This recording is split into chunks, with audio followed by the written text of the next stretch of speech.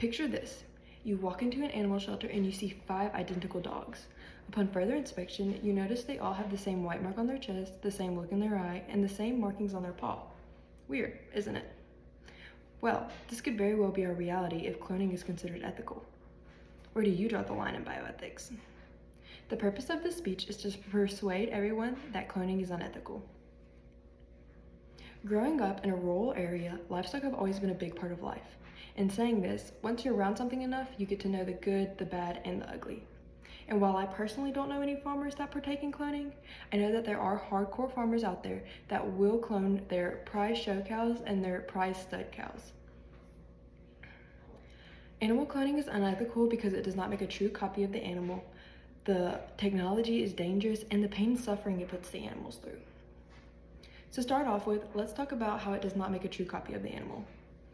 In Real Clear Science, Why Cloned Animals Aren't Identical, they discuss how cloned pigs have just as much genetic variation as pigs that are naturally conceived. And so saying this, it does not mean you are guaranteed an exact replica. While you might have one that looks very identical, it does not mean that it's going to act the exact same way.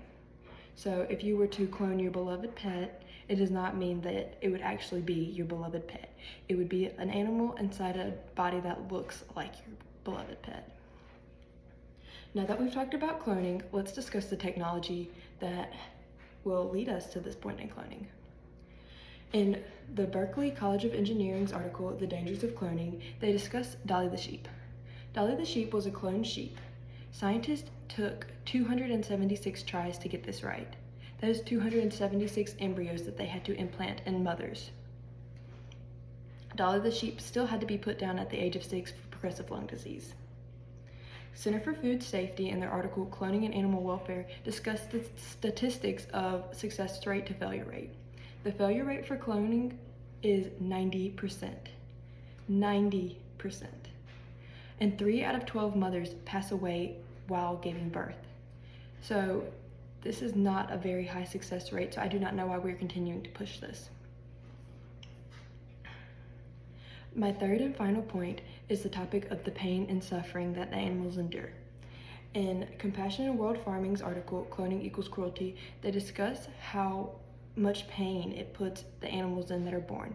They're more likely to get sick, they're more likely to get organ displacement and deformities. They are not going to be healthy animals if they are cloned animals. PubMed Center's author Judy Jones discussed a 2-month-old calf that had to be put down due to heart and blood issues that directly correlated to being cloned. Cloning is an exact example of just because we can does not mean we should. If we continue to clone these animals, it is going to put us down a very dark path.